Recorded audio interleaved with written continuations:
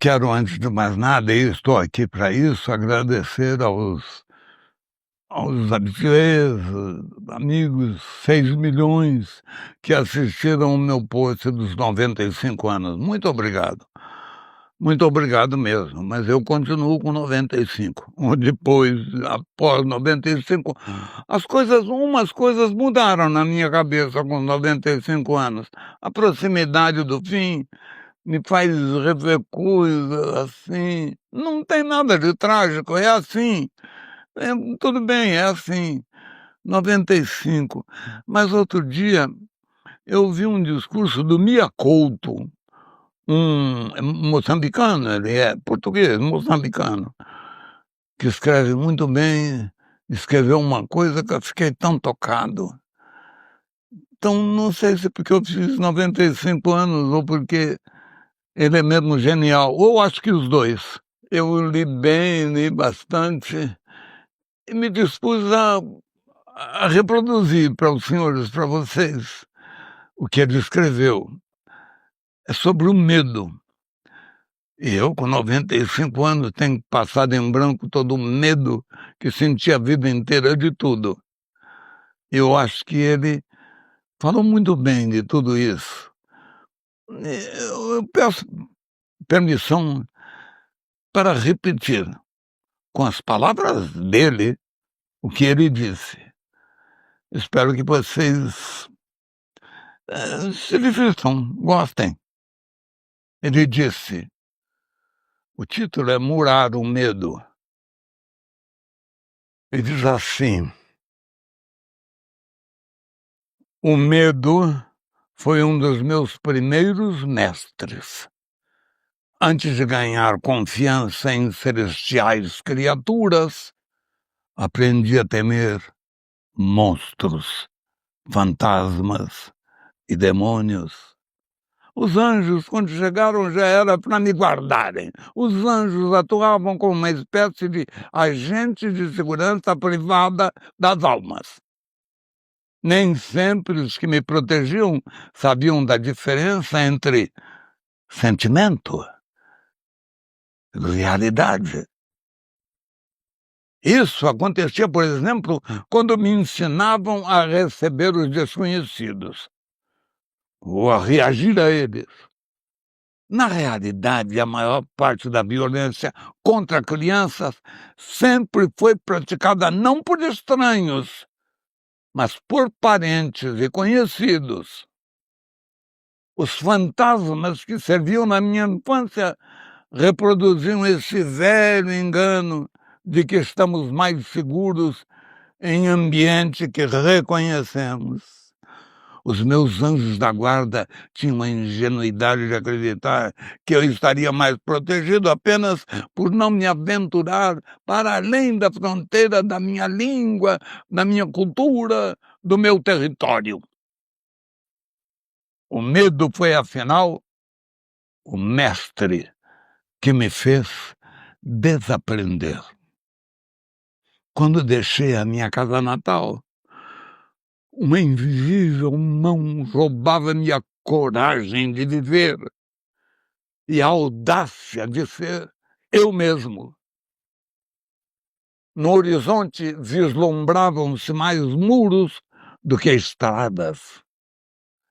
Nessa altura, algo me sugeria o seguinte: que há nesse mundo mais medo de coisas más do que coisas más, propriamente ditas. No meu sambico colonial em que nasci e cresci, a narrativa do medo tinha um invejável casting internacional.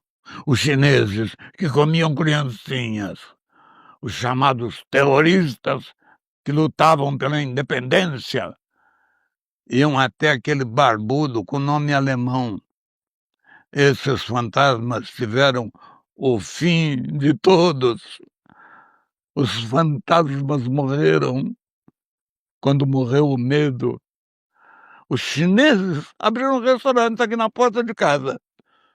Os ditos terroristas são hoje governantes respeitáveis.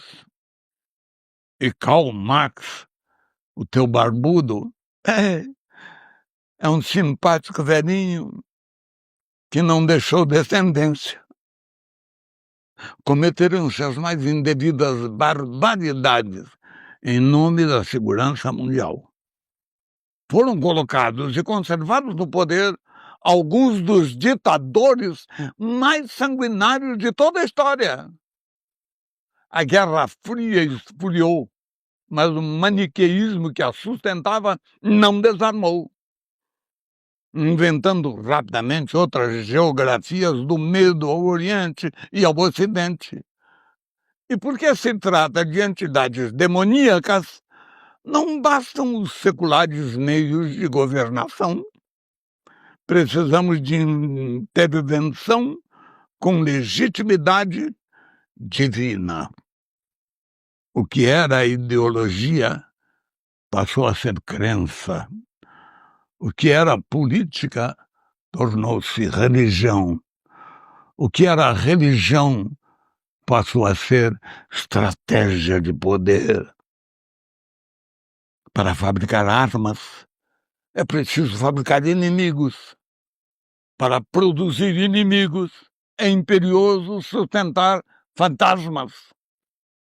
A manutenção desse alvoroço requer um dispendioso aparato de um batalhão de especialistas que, em segredo, tomam decisões em nosso nome. É isso, é o que nos dizem. Para superarmos as ameaças domésticas, precisamos de mais polícia, mais prisões, mais segurança privada e menos privacidade. Para enfrentarmos as ameaças globais, precisamos de mais exércitos, mais serviços secretos e a suspensão temporária da nossa cidadania. Todos sabemos que o caminho verdadeiro tem que ser outro. Todos sabemos que esse outro caminho poderia começar, por exemplo, pelo desejo de conhecermos melhor esses que de um e de outro lado aprendemos a chamar de eles. Aos adversários políticos e militares juntam-se agora o clima, a democracia e as epidemias. O sentimento que se criou é o seguinte: a realidade é perigosa, a natureza é traiçoeira, a humanidade é imprevisível. Vivemos como cidadãos e como espécie, uma espécie em permanente situação de emergência. Como em qualquer outro estado de sítio, as liberdades individuais devem ser contidas. A privacidade pode ser invadida e a racionalidade deve ser suspensa. Todas essas restrições servem para que não sejam feitas perguntas como, por exemplo, estas: por que motivo a crise financeira não atingiu a indústria de armamento? Por que motivo se gastou apenas no ano passado $1,5 trilhão em armamento militar? Por que razão os que hoje tentam proteger os civis na Líbia são exatamente os que mais armas venderam ao regime do coronel Gaddafi? Por que motivo se realizam mais seminários sobre segurança do que sobre justiça? Se queremos resolver e não apenas discutir a segurança mundial, teremos que enfrentar ameaças bem reais e urgentes. Há uma arma de destruição massiva que está sendo usada todos os dias em todo o mundo, sem que seja preciso o pretexto da guerra. Essa arma chama-se fome. Em pleno século XXI, 1 em cada 6 seres humanos passa fome. O custo para superar a fome mundial seria uma fração muito pequena do que se gasta em armamento. A fome será, sem dúvida, a maior causa de insegurança do nosso tempo. Mencionarei ainda uma outra silenciada violência. Em todo o mundo, 1 em cada 3 mulheres foi ou será vítima de violência física ou sexual durante o seu tempo de vida. É verdade que sobre uma grande parte do nosso planeta pesa uma condenação antecipada pelo simples fato de serem mulheres. A nossa indignação, porém, é bem menor do que o medo. Sem darmos conta, fomos convertidos em soldados de um exército sem nome. E como militar sem farta, deixamos de questionar. Deixamos de fazer perguntas, discutir razões. As questões de ética são esquecidas, porque está provada a barbaridade dos outros. É porque estamos em guerra. Não temos que fazer prova de coerência, nem de ética, nem de legalidade. É sintomático que a única construção humana que pode ser vista do espaço seja uma muralha. A grande muralha erguida para proteger a China das guerras e das invasões. A muralha não evitou conflitos, nem parou invasores. Possivelmente morreram mais chineses construindo a muralha do que vítimas das invasões que realmente aconteceram. Disse que alguns dos trabalhadores que morreram foram emparedados na sua própria construção. Esses corpos, convertidos em muro e pedra, são uma metáfora do que quanto pode um medo nos aprisionar. Há muros que separam nações. Há muros que dividem pobres e ricos. Mas não há hoje, no mundo, muros que separem os que têm medo dos que não têm.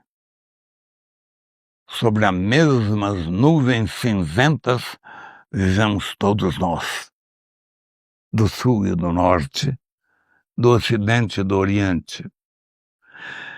Citarei Eduardo Galeano acerca disto, que é o medo global. E dizia ali, os que trabalham têm medo de perder o emprego. Os que não trabalham têm medo de nunca encontrar um emprego. Quando não tem medo da fome, tem medo da comida. Os civis têm medo dos militares. Os militares têm medo da falta de armas. E as armas têm medo da falta de guerras.